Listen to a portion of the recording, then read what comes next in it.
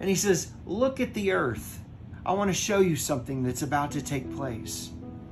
And I said, wow, I'm just excited. I look over and I look at the earth and it's spinning. I can see it moving, it's moving. And he said, do you see each one of those lights down there? And I said, yeah. He goes, those represent souls. And he said, there's going to be a major revival about to happen throughout the earth. A final push, a final harvest. I look over at him, I'm looking over, and I look at his eyes, and they're welled up with tears. He said, do you see China? And I said, yeah. He said, a lot of them died for my gospel. The gospel cost them something, Brandon. He looked at him and he was so filled with joy at the sacrifice that they gave for the gospel. And there was gold streams. And I said, Lord, what is that? He said, that's the underground churches in China. And they spread all throughout Asia.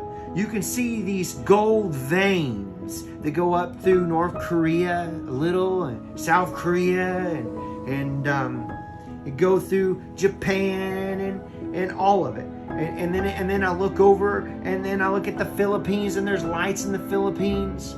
Then I look at Australia, and there's lights in Australia. But there was a man in a wheelchair, and these people weren't preachers. They were just average Joes. And they walked up to this guy in this wheelchair, and they prayed for him, and the Lord healed him right there.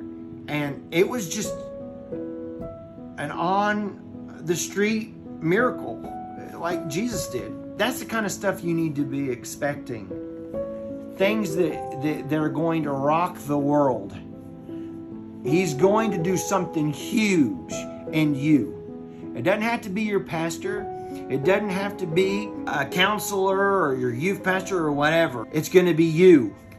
Jesus is going to use you if you let him.